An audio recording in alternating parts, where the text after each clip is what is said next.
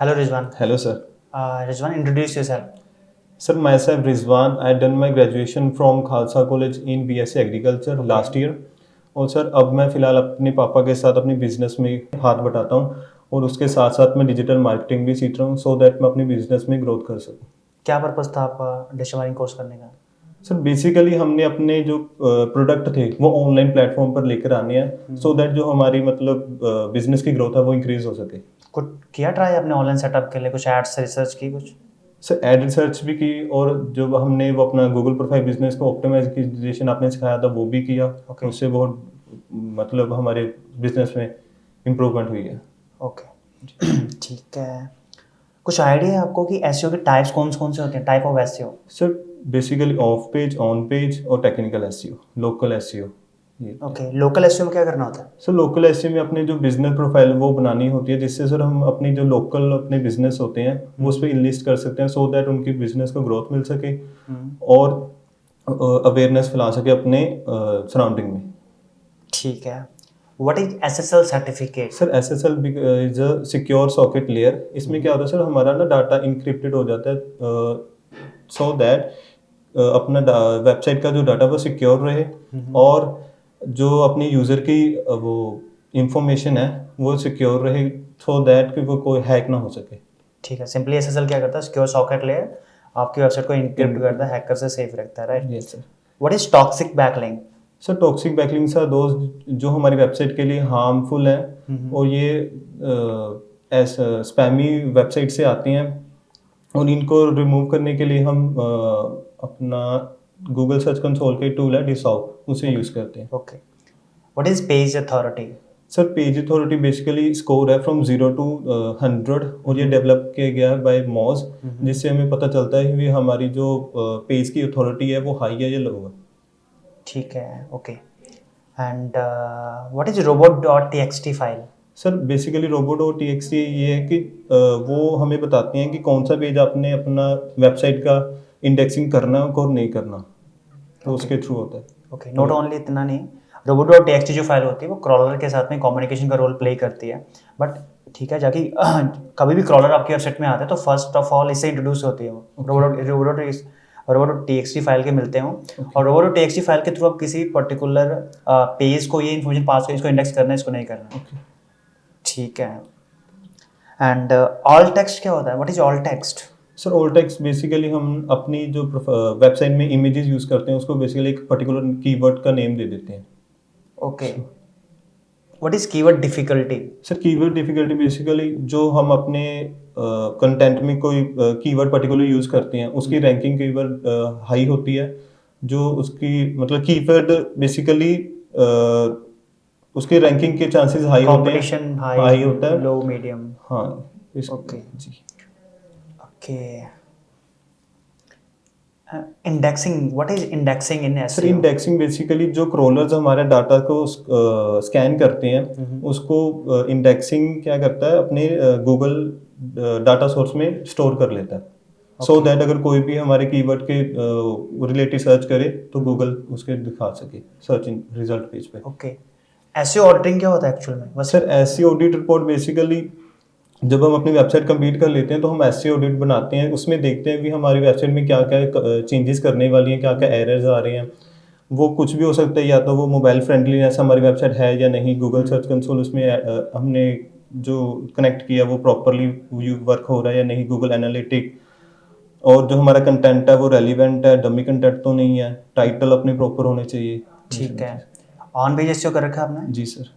क्या क्या किया आपने सर ऑन पेज एसईओ में? ऑन पेज में सर हम बेसिकली करते हैं जो हमारा कंटेंट है वो प्रॉपरली ऑप्टिमाइजेशन होना चाहिए, प्रॉपर टाइटल होना चाहिए, डिस्क्रिप्शन अच्छी होनी चाहिए, मेटा डिस्क्रिप्शन अच्छी होनी चाहिए और इंटरनल लिंकिंग होनी चाहिए उसमें। बस इतना ही? स्लग ऑप्टिमाइज करना है, ठीक है आपने, जी। इमेज की फ्रेजेस लगाने, कीवर्ड डेंसिटी, आर्ट और इमेजेस अपलोड करनी है वहाँ पे, इंटरनल लिंक एक्सटर्नल लिंक तो बता दिया, ठीक है आपने, वो चीज़ होगी।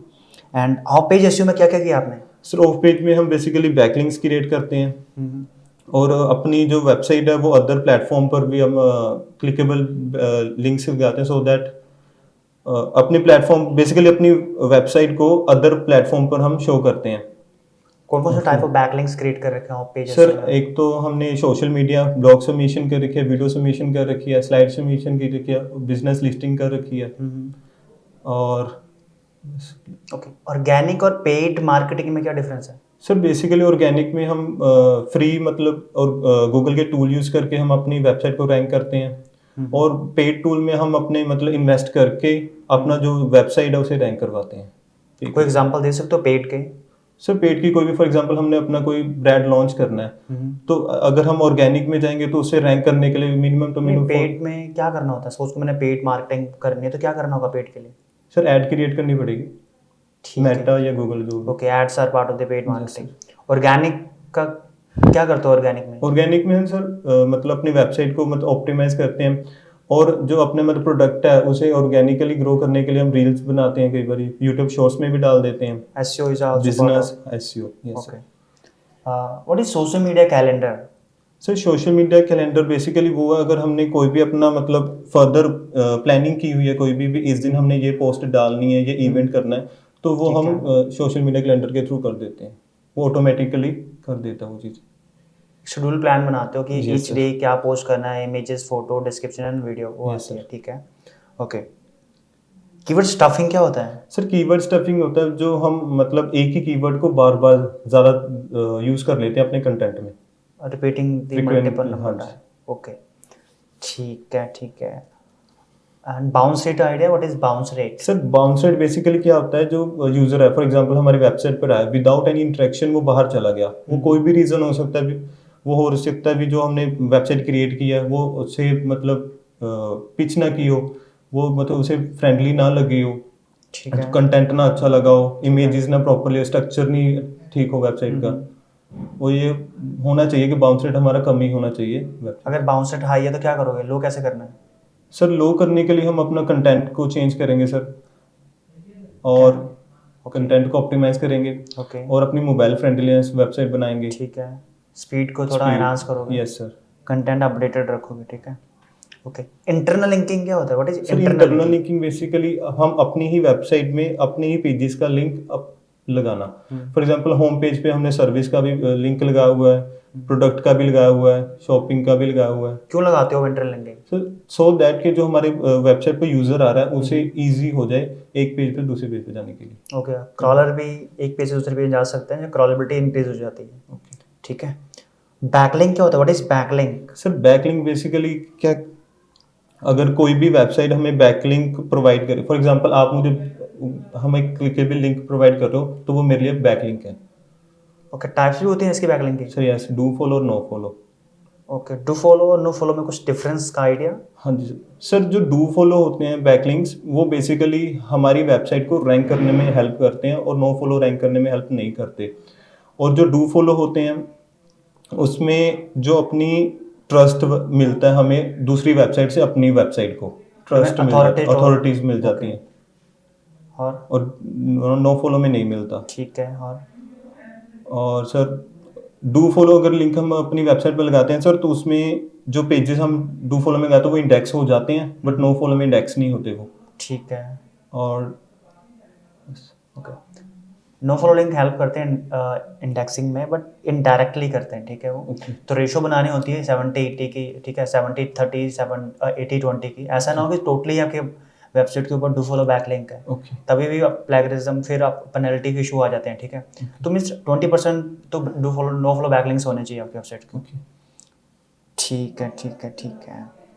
ओके, आपने फिर मेटा एड्स कर रखी हैं? Yes sir. क्या क्या मेटा एड्स में? पिक्सल का आइडिया को, what is Facebook pixel? Yes sir, pixel sir एक मेटा का ही टूल है, जिससे जो हम अपनी वेबसाइट पर कनेक्ट करते हैं, जिससे हमें पता चलता है कि कोई यूज़र हमारी आ रहा है, वो इंटरेक्शन क्या इवेंट पर क्या कर रहा है, कितनी परचेज, कितनी ऐड टू कार्ट किया, और वो सारा डाटा उसमें स्टोर हो जाता है। वो डाटा हम रीटारगेटिंग में भी यूज़ कर सकते हैं। Okay, simple meta pixel piece of code होता है जो वेबसाइट में सेटअप करना होता है। फर्स्ट, ये आपकी हेल्प करता है इवेंट ट्रैक करने के लिए, add to cart, checkout, purchase, page view, and second data record करता है, तो सो इसकी हेल्प से री मार्केटिंग कैंपेन पब्लिश कर सकते हो इजीली।